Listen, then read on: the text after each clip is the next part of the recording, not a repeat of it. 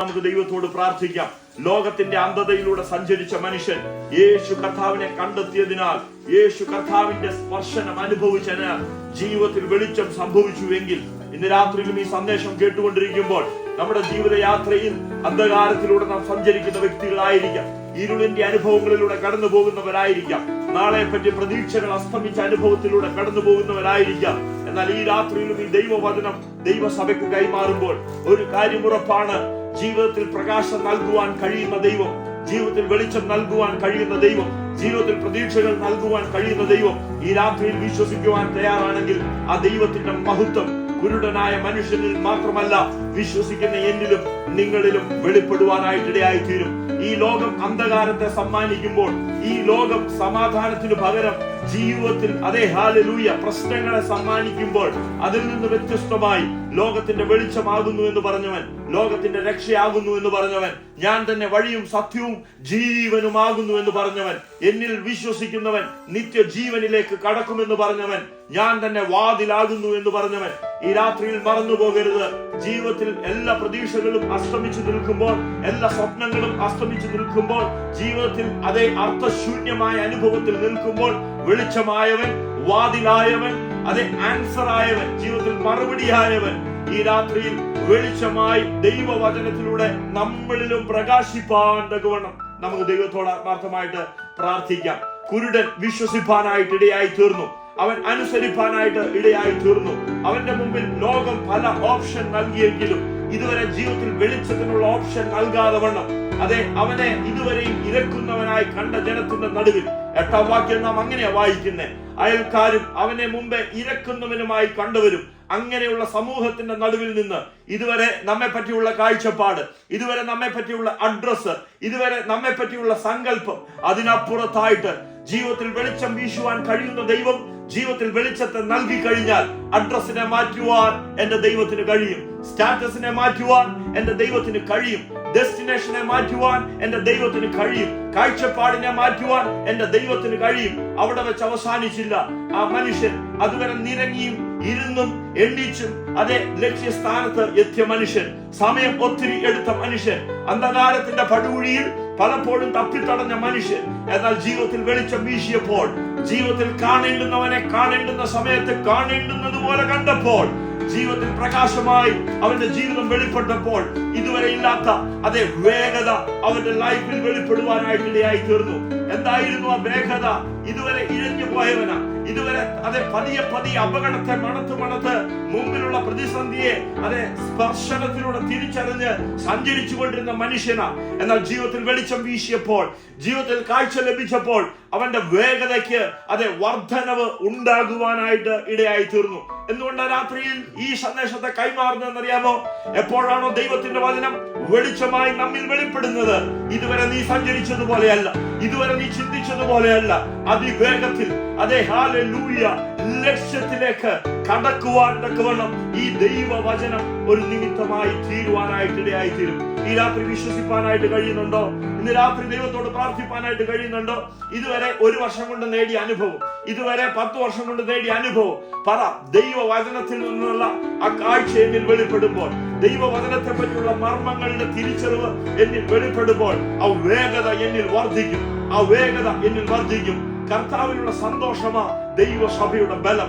ഇന്ന് രാത്രിയിൽ പറയുവാനോ പുകഴുവാനോ പ്രശംസിപ്പാനോ ഒന്നുമില്ലെങ്കിലും കർത്താവിനുള്ള സന്തോഷം നമ്മുടെ കൂടെ ഉണ്ട് എങ്കിൽ നിശ്ചയമായിട്ടും ഒരു സംശയവുമില്ല, കർത്താവിനുള്ള സന്തോഷം നമ്മെ ബലപ്പെടുത്തുവാനായിട്ടിടയായി തീരും. ഈ രാത്രിയിലും ഈ ദൈവിക സന്ദേശം നമ്മെ ബലപ്പെടുത്തുന്ന സന്ദേശമായി തീരട്ടെ എന്ന് നമുക്ക് ദൈവത്തോട് പ്രാർത്ഥിക്കാം. നീ ചെന്ന ശീലോഹാം കുളത്തിൽ കഴുകുക എന്നവനോട് പറഞ്ഞപ്പോൾ പ്രതിസന്ധി ഒത്തിരി പറയുവാനായിട്ടുണ്ടായിരുന്നു, പ്രശ്നങ്ങൾ ഒത്തിരി പറയുവാനായിട്ടുണ്ടായിരുന്നു. എന്നാൽ അവന്റെ മുമ്പിൽ വിടുതല്, അവന്റെ മുമ്പിൽ കാഴ്ച, അവന്റെ മുമ്പിൽ ഇതുവരെ കണ്ടിട്ടില്ലാത്ത ലോകം വെളിപ്പെടേണ്ടുന്നതിന് ആ മനുഷ്യൻ പ്രശ്നങ്ങളെ അവഗണിക്കുവാനായിട്ടിടയായി തീർന്നു, പ്രതിസന്ധികളെ പിന്നോട്ട് എറിയുവാനായിട്ടിടയായി തീർന്നു. ഇന്ന് രാത്രിയിൽ ആ മനുഷ്യനെ പോലെ നമ്മുടെ മുമ്പിലും വെളിപ്പെടുന്ന നന്മകളെ, നമ്മുടെ മുമ്പിൽ വെളിപ്പെടുന്ന രക്ഷയെ പരിശുദ്ധാത്മാവ് പലപ്പോഴും ഓർപ്പിക്കുമ്പോൾ നാം എവിടേക്കോ വൈകിപ്പോകുന്ന അനുഭവങ്ങൾ, എവിടെയൊക്കെയോ ഡിലേ ചെയ്യുന്ന അനുഭവങ്ങൾ, എവിടെയൊക്കെയോ വേണ്ടെന്ന് പറയുന്ന അനുഭവങ്ങൾ, ഇല്ല ഞാൻ പ്രാപിച്ചു മതി ധാരാളം എന്ന് പറയുന്ന അനുഭവങ്ങൾ ഈ ഈ രാത്രി ദൈവവചനത്തിന് ആ മനുഷ്യൻ അനുസരണ കാണിച്ചതുപോലെ യേശു കർത്താവ് പറയുക, നീ ഇവിടെ നിന്ന് ശിലോഹാം കുളത്തിലേക്ക് അയക്കപ്പെട്ട അനുഭവത്തിലേക്ക് നിനക്ക് ചെല്ലാൻ കഴിയുമെങ്കിൽ അവിടെ നിന്ന് നിനക്ക് ഒരു പുറപ്പാടുണ്ട്, നിനക്ക് അവിടെ നിന്ന് ഒരു വർധനമുണ്ട്, അവിടെ നിന്ന് നിന്റെ ജീവിതത്തിൽ മാറ്റങ്ങൾ സംഭവിക്കും. ആ മനുഷ്യൻ വിശ്വസിപ്പാനായിട്ടിടയായി തീർന്നു, ആ മനുഷ്യൻ അനുസരിപ്പാനായിട്ടിടയായി തീർന്നു. എന്താണ് അതിന്റെ റിസൾട്ട് എന്ന് നാം കാണുവാനായിട്ടിടയായി തീർന്നു. അയൽക്കാരും അവനെ മുമ്പേ ഇരക്കുന്നവരുമായി കണ്ടവർ, ഇവനല്ലയോ ഇവിടെ ഇരുന്ന് ഭിക്ഷ യാചിച്ചവൻ? അഡ്രസ്സിനെ മാറ്റുവാൻ കഴിയുന്ന എന്റെ ദൈവം, അതെ, മേൽവിലാസത്തെ മാറ്റുവാൻ കഴിയുന്ന എന്റെ ദൈവം, വർധനവിനെ വരുത്തുവാൻ കഴിയുന്ന ദൈവം ഈ രാത്രി വിശ്വസിക്കാനായിട്ട് കഴിയുമോ? 9-ാമത്തെ വാക്യം, അവൻ തന്നെയെന്ന് ചിലരും, അല്ല അവനെ പോലെയുള്ളവനെന്ന് മറ്റു ചിലരും. ആമേൻ. ഈ അത്ഭുതം കണ്ട് ജനത്തിന്റെ ഇടയിൽ രണ്ട് ഗ്രൂപ്പായി. ചിലര് പറയുക ഇത് അവനെ പോലെയുള്ളവൻ, മറ്റു ചിലർ പറയുക ഇത് അവൻ തന്നെ. ആമേൻ. ഇന്ന് രാത്രി ശ്രദ്ധിച്ച്, അത്ഭുതങ്ങൾ ജീവിതത്തിൽ വെളിപ്പെടുമ്പോൾ ജനത്തിന്റെ ഇടയിൽ പോലും കൺഫ്യൂസ് ആക്കി കളയുന്ന അനുഭവം, ജനത്തിന്റെ ഇടയിൽ പോലും സംശയം വർദ്ധിപ്പിക്കുന്ന അനുഭവങ്ങൾ. അതെ, അവനോട് ചോദിക്കുന്ന ചോദ്യം 10-ാം വാക്യത്തിൽ നാം ഇങ്ങനെ വായിച്ച, നിന്റെ കണ്ണ് തുറന്നത് എങ്ങനെ എന്ന് ചോദിച്ചതിന് ലോകത്തിനു മുമ്പിൽ സൊല്യൂഷൻ ഇല്ലാത്ത, ജന്മന കാഴ്ച നഷ്ടപ്പെട്ട മനുഷ്യനായിരുന്നു. ആർക്കും പരിഹാരം നൽകുവാൻ കഴിയാത്ത അനുഭവത്തിൽ, ആർക്കും മറുപടി പറയുവാൻ കഴിയാത്ത അനുഭവത്തിൽ, അവനെ ജീവിതത്തിലേക്ക് ആർക്കും മടക്കി കൊണ്ടുവരുവാൻ കഴിയാത്ത അനുഭവത്തിൽ യേശു കർത്താവിന് ആ വ്യക്തിയെ മടക്കി കൊണ്ടുവരുവാൻ കഴിയുമെങ്കിൽ, അവന്റെ കണ്ണിനെ തുറക്കുവാൻ എന്റെ കർത്താവിന് കഴിയുമെങ്കിൽ ഒറ്റ റീസണേ ഉള്ളൂ, അവൻ യേശു കർത്താവിൽ വിശ്വസിപ്പാനായിട്ട് ഇടയായി തീർന്നു. ഇന്ന് രാത്രിയിൽ ആ മനുഷ്യന്റെ ജീവിതത്തിൽ അന്ധകാരത്തിൽ നിന്ന് വെളിച്ചം പ്രകാശിച്ചുവെങ്കിൽ അവന്റെ ജീവിതത്തിൽ വെളിപ്പെട്ടത് അവിശ്വാസമായിരുന്നു, അവന്റെ ജീവിതത്തിൽ വെളിപ്പെട്ടത് അനുസരണയായിരുന്നു, അവന്റെ ജീവിതത്തിൽ വെളിപ്പെട്ടത് അവന്റെ മുമ്പിലുള്ള വിടുതലിനെ പറ്റിയുള്ള കാഴ്ചപ്പാടായിരുന്നു. ഈ രാത്രി ഈ 3 കാര്യങ്ങൾ എപ്പോഴാണോ ഒരു ഭക്തന്റെ ജീവിതത്തിൽ, ഒരു വിശ്വാസിയുടെ ജീവിതത്തിൽ വെളിപ്പെടേണ്ടുന്നത് പോലെ വെളിപ്പെടുന്നത്, അന്ന് അവന്റെ ജീവിതത്തിൽ രൂപാന്തരത്തെ വെളിപ്പെടുവാനായിട്ട് ഇടയായി തീരും. അന്ന് അവന്റെ ജീവിതത്തിൽ അനുഭവങ്ങൾക്ക് മാറ്റം വരുവാനായിട്ട് ഇടയായി തീരും. ഏതൊക്കെയോ മേഖലകളിൽ നാം അവിശ്വസിച്ചു നിന്നുപോയി, ഏതൊക്കെയോ മേഖലകളിൽ നാം അനുസരണക്കേട് കാണിക്കുന്ന അനുഭവത്തിൽ കടന്നുപോയി, ഏതൊക്കെയോ മേഖലകളിൽ ക്രിസ്തുവിന്റെ സ്നേഹത്തിൽ നിന്ന് നാം മാറി നിന്നു. ഇന്ന് രാത്രി ദൈവവചന കേൾവി എന്തിനു വേണ്ടിയാണെന്ന് ചോദിച്ചാൽ, ആ മനുഷ്യനെ പോലെ കർത്താവ് ഇന്ന് നമ്മളെയും തിരയുക. കുരുടനായ ആത്മീക ജീവിതത്തിൽ തപ്പിത്തടയുന്ന അനുഭവത്തിലൂടെ ഞാനും നിങ്ങളും സഞ്ചരിക്കുന്നുവെങ്കിൽ, ഒരു കുരുടനെ പോലെ നാളെ പറ്റി ഒരു പ്രതീക്ഷയില്ലാത്ത അനുഭവം, അന്ധകാരത്തിന്റെ അനുഭവത്തിൽ, പടുകുഴിയിൽ കിടക്കുന്ന അനുഭവത്തിൽ, പുറത്തു വരുവാൻ കഴിയുകയില്ലെന്ന് പറയുന്ന അനുഭവത്തിൽ ഈ രാത്രിയിൽ നാം കടക്കുന്നുവെങ്കിൽ, ഈ രാത്രിയിൽ നാം ആയിരിക്കുന്നുവെങ്കിൽ വിശ്വസിക്കുവാൻ റെഡിയാണോ? ദൈവിക മഹത്വം ദൈവസഭയ്ക്ക് വേണ്ടി വെളിപ്പെടുവാനായിട്ട് ഇടയായി തീരും. ലോകം മുഴുവൻ ചോദിക്കുക, ഇതെങ്ങനെ സംഭവിച്ചു? ഇന്ന് രാത്രി പറയാൻ കഴിയുമോ? ഞാൻ പലർക്കും ഒരത്ഭുതമായി തീരും, എന്റെ കുടുംബം പലർക്കും ഒരത്ഭുതമായി തീരും, ഈ പട്ടണത്തിൽ ഞാൻ ഒരത്ഭുതമായി തീരും. ഇന്ന് രാത്രി വിശ്വസിക്കാൻ കഴിയുന്നവർ ആത്മാവിൽ ദൈവത്തിന് നന്ദി പറഞ്ഞാട്ടെ. വിശ്വാസമുള്ളിൽ വെളിപ്പെടേണ്ടുന്നത് പോലെ വെളിപ്പെടുമ്പോൾ നീ പലർക്കും ഒരത്ഭുതമായി തീരുക തന്നെ ചെയ്യും. ജനം ഇപ്പോൾ ചോദിക്കുക, ഗ്രൂപ്പ് തിരിഞ്ഞ് നിൽക്കുന്ന ജനം, ചിലര് പറയുക അവൻ തന്നെ, ചിലര് പറയുക അവനെ പോലെയുള്ളവൻ. എന്നാൽ അതിന്റെ നടുവില് അത്ഭുതത്തെ പ്രാപിച്ച മനുഷ്യനും ചില സാക്ഷ്യം പറയുവാനായിട്ടുണ്ടായിരുന്നു. എന്നോട് പറഞ്ഞതുപോലെ ഞാൻ ചെയ്തു, എന്നോട് പറഞ്ഞതുപോലെ ഞാൻ പോയി, അത്രമാത്രമേ അവൻ അറിയത്തുള്ളൂ. ഇന്ന് രാത്രി ശ്രദ്ധിച്ചേ, കുരുടനായിരുന്നവനെ അവർ പരീശന്മാരുടെ അടുക്കൽ കൊണ്ടുപോയി. പ്രതികരണങ്ങൾ വെളിപ്പെടുന്ന അനുഭവങ്ങൾ നിങ്ങൾ മനസ്സിലാക്കുന്നുണ്ടോ? അവനോട് ചോദിക്കുന്ന ചോദ്യം, ഇതെങ്ങനെ സംഭവിച്ചു? യേശു ചേറുണ്ടാക്കി അവന്റെ കണ്ണ് തുറന്നു എന്നുള്ള സാക്ഷ്യം പരീശന്മാർ കേൾക്കുമ്പോൾ ഈ രാത്രി മറന്നു പോകരുത്. ശബത്ത് നാളിൽ യേശു നിന്റെ കണ്ണിൽ അതെ സൗഖ്യം നൽകിയോ എന്നുള്ള ചോദ്യം ജനത്തിന്റെ നടുവിൽ നിൽക്കുമ്പോൾ അവനോട് ചോദിക്കുക, യേശു എങ്ങനെയാ ശബത്തിൽ നിനക്ക് സൗഖ്യം നൽകി തന്നത്? അവൻ അപ്പോൾ ആ ജനം പറയുന്ന ഒരു കാഴ്ചയുണ്ട്, അല്ലെങ്കിൽ യഹൂദന്മാർ പറയുന്ന ഒരു വസ്തുതയുണ്ട്, ഇവൻ ദൈവത്തിൽ നിന്ന് ഉള്ളവനല്ല. ദൈവത്തിൽ നിന്നുള്ളവനായിരുന്നുവെങ്കിൽ ഇങ്ങനെ ഇവന് ചെയ്യുവാനായിട്ട് കഴിയുകയില്ല. ദൈവത്തിന്റെ അടുക്കൽ നിന്ന് ഇവൻ വന്നവനല്ല. മറ്റു ചിലർ ഭാവിയായ ഒരു മനുഷ്യന് ഇങ്ങനെയുള്ള അടയാളങ്ങൾ ചെയ്യുവാൻ എങ്ങനെ കഴിയും? ശ്രദ്ധിച്ച്, അവരുടെ ഇടയിൽ തന്നെ 16-ാം വാക്യം അവസാന ഭാഗം, അവരുടെ ഇടയിൽ തന്നെ ഭിന്നതയുണ്ടായി. എന്തിന്റെ പേരില്ല? ചിലര് പറയുക ഇവൻ ദൈവത്തിൽ നിന്ന് ഉള്ളവൻ, ചിലര് പറയുക ഇവൻ ദൈവത്തിൽ നിന്ന് ഉള്ളവൻ അല്ല. കാരണം താഴോട്ടുള്ള ഓരോ വാക്യങ്ങൾ വായിക്കുമ്പോൾ നമുക്ക് മനസ്സിലാക്കാനായിട്ട് കഴിയും. ശ്രദ്ധിച്ച്, അവൻ അവരോട്, എന്റെ കണ്ണിൽ ആമേൻ ചേറ് തേച്ചു, അവൻ പുരട്ടി, ഞാൻ കഴുകി, ഞാൻ കാഴ്ച പ്രാപിച്ചിരിക്കുന്നു. അവന്റെ പേര് യേശു എന്നും മാത്രം. ഇതുവരെ എന്നെ പറ്റി നിങ്ങളെ പറ്റിയുള്ള ആമേൻ ഹല്ലേലൂയ കാഴ്ചപ്പാടിന് അതീതമായി, നമ്മളെ പറ്റിയുള്ള ലോകത്തിന്റെ കാഴ്ചപ്പാടിന് അതീതമായി ദൈവത്തിന്റെ കരം നമ്മുടെ വിഷയത്തിൽ ചലിച്ചാൽ ആമേൻ ഈ രാത്രി മറന്നു പോകരുത്. ക്രിസ്തുവിൽ വിശ്വസിച്ചവർ, ക്രിസ്തുവിന് വേണ്ടി കാത്തിരുന്നവർ സൗഖ്യത്തെ പ്രാപിച്ചുവെങ്കിൽ ഇന്ന് രാത്രി ഞാൻ നിങ്ങൾ വിശ്വസിക്കാൻ റെഡിയാണെങ്കിൽ കുരുടനായ മനുഷ്യനിൽ അത്ഭുതം അവസാനിച്ചിട്ടില്ല. ഈ രാത്രിയിൽ ഈ കോൾച്ചസ്റ്റർ പട്ടണത്തിലും ദൈവത്തിന് അത്ഭുതം ചെയ്യാനായിട്ട് കഴിയും. വിശ്വസിക്കാൻ റെഡിയാണോ? കുരുടനായ മനുഷ്യൻ വിശ്വസിപ്പാനായിട്ട് ഇടയായി തീർന്നു. ദൈവത്തിന്റെ വചനം വായിക്കുമ്പോൾ പല ഭാഗങ്ങളിലായി പല വ്യക്തികളെ നമുക്ക് കാണാൻ കഴിയും. കുഷ്ഠരോഗിയായ മനുഷ്യൻ, മത്തായിയുടെ സുവിശേഷം 8-ാമത്തെ അധ്യായം 1 തൊട്ടുള്ള വാക്യങ്ങൾ, അവിടെ നമുക്ക് ഒരു കുഷ്ഠരോഗിയെ കാണുവാനായിട്ട് കഴിയും. എന്താണ് ഈ കുഷ്ഠരോഗിയുടെ പ്രത്യേകത? ഈ കുരുടനായ മനുഷ്യനെ പോലെ അവൻ അനുഭവിക്കുന്ന പ്രയാസം, ലോകത്തിന്റെ ഇടയിൽ നിന്ന് അതെ മാറ്റി നിർത്തിയിരിക്കുന്ന അനുഭവം. അപ്പോൾ ഒരു കുഷ്ഠരോഗി വന്ന്, മത്തായിയുടെ സുവിശേഷം The Gospel of Matthew chapter 8 verses 2, അപ്പോൾ ഒരു കുഷ്ഠരോഗി വന്ന് അവനെ നമസ്കരിച്ച്, കർത്താവേ, നിനക്ക് മനസ്സുണ്ടെങ്കിൽ എന്നെ ശുദ്ധമാക്കുവാൻ കഴിയും എന്ന് പറഞ്ഞു. ആ മനുഷ്യന് നല്ല ബോധ്യമുണ്ട്, എന്നെ ശുദ്ധമാക്കാൻ കഴിയുന്ന, എന്നെ അശുദ്ധിയിൽ നിന്ന് പുറത്തു കൊണ്ടുവരുവാൻ കഴിയുന്ന. കാരണം എന്താ? ഇന്നലകളിൽ ഇതുപോലെ എന്നെ പോലെ അതെ ഹല്ലേലൂയ ഇരുന്ന് ഭക്ഷിച്ചുകൊണ്ടിരുന്ന കുരുടനായ മനുഷ്യനെ മാറ്റിയ ദൈവം. കാരണം ക്രിസ്തുവിൽ അവൻ വിശ്വസിക്കാനായിട്ടിടയായി തീർന്നു. ആ കോൺഫിഡൻസോടുകൂടിയ യേശു കർത്താവിന്റെ അടുക്കൽ കുഷ്ഠരോഗിയും കടന്നില്ലെന്നത്. മറ്റൊന്നും അവന് പറയാനായിട്ടില്ല. അവൻ പറയുന്ന ഒറ്റ കാര്യം, നിനക്ക് മനസ്സുണ്ടെങ്കിൽ എന്നെ ശുദ്ധമാക്കുവാൻ നിനക്ക് കഴിയും എന്ന് ഉത്തരം പറഞ്ഞു. ആ നാഴികയിൽ തന്നെ എന്താ സംഭവിച്ചേ? മത്തായി 8:3 ഇങ്ങനെയാ പറയുന്നത്, അവൻ കൈനീട്ടി അവനെ തൊട്ടു, എനിക്ക് മനസ്സുണ്ട്, നീ ശുദ്ധമാകുക എന്ന് പറഞ്ഞു. യഹൂദന്മാർ നോക്കി നിൽക്കുക. അതെ ഹല്ലേലൂയ, അവിടെ നിൽക്കുന്ന പരീശന്മാർ നോക്കി നിൽക്കുക.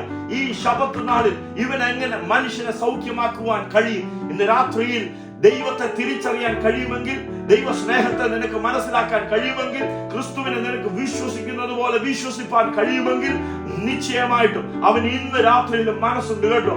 ഈ രാത്രിയിലും സ്വർഗത്തിന് മനസ്സുണ്ട്. ദൈവത്തിന്റെ മഹത്വത്തിന് വേണ്ടി നീ ചെയ്ത പാപം നിമിത്തമല്ല. ലോകം ഒരുപക്ഷെ ചോദിച്ചേക്കാം, എന്തുകൊണ്ടാ കുഞ്ഞെ നീ സ്ട്രഗിൾ ചെയ്യുന്നത്? നിന്റെ കൂട്ടുകാർക്കില്ലാത്ത സ്ട്രഗിൾ, നിന്റെ അതെ ഹല്ലേലൂയ മാതാപിതാക്കൾ ഇതുവരെ കടന്നുപോയിട്ടില്ലാത്ത സ്ട്രഗിൾ, നിന്റെ സഹോദരങ്ങൾ ഇതുവരെ ഫേസ് ചെയ്തിട്ടില്ലാത്ത അനുഭവം, നിന്റെ കൂട്ടത്തിൽ പഠിച്ചവർ ഇതുവരെ പോയിട്ടില്ലാത്ത തീച്ചൂളയുടെ അനുഭവം. വൈ യു ആർ, നീ എന്തുകൊണ്ട് എന്നുള്ള ചോദ്യത്തിന്റെ നടുവിൽ ഈ രാത്രിയിൽ അതുപോലെയുള്ള ചോദ്യമായിരുന്നു കുരുടനായ മനുഷ്യനും കേട്ടത്. അവനോട് ചോദിച്ച ചോദ്യം ഇങ്ങനെയായിരുന്നു. എന്തായിരുന്നു ആ ചോദ്യം? ആ ചോദ്യം ഇങ്ങനെയായിരുന്നു, ആ ചെയ്ത പാപം നിമിത്തം ഞാനോ അതോ നിന്റെ അമ്മയപ്പന്മാരോ? നീ ചെയ്ത പാപമല്ല, നിന്റെ അമ്മയപ്പന്മാർ ചെയ്ത പാപമല്ല. യേശു കർത്താവിന്റെ മറുപടി ഇങ്ങനെയാണ് നാം വായിക്കുന്നത്. അവന് ആമേൻ മറുപടി ഇങ്ങനെയായിരുന്നു. എന്തായിരുന്നു മറുപടി?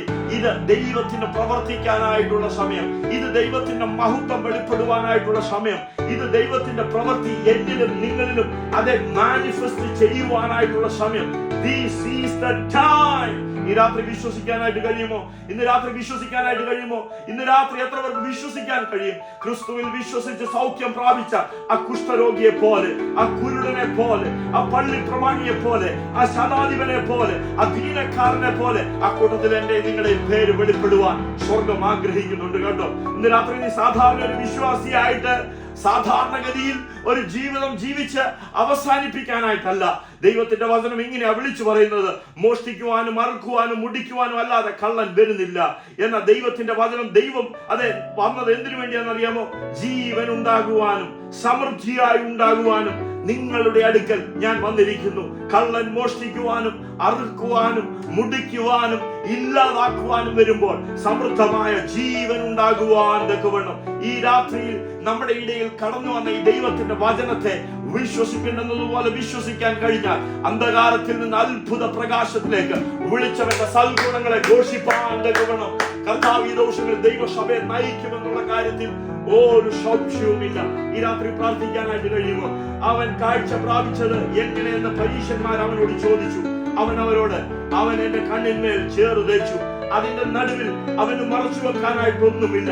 അവൻ വിളിച്ചു പറയുക, അവൻ എന്തെല്ലാം ചെയ്തോ, കണ്ണിന്മേൽ ചേറ് തേച്ച് ഞാൻ കഴുകി കാഴ്ച പ്രാപിച്ചിരിക്കുന്നു എന്ന് പറഞ്ഞു. 16-ാം വാക്യം, പരീശന്മാരിൽ ചിലർ ഈ മനുഷ്യൻ ശബത്ത് പ്രമാണിക്കായതുകൊണ്ട് ദൈവത്തിന്റെ അടുക്കൽ നിന്ന് വന്നവനല്ല, മറ്റു ചിലർ പാപിയായ ഒരു മനുഷ്യന് ഇങ്ങനെയുള്ള അടയാളങ്ങൾ ചെയ്യുവാൻ എങ്ങനെ കഴിയുമെന്ന് പറഞ്ഞു.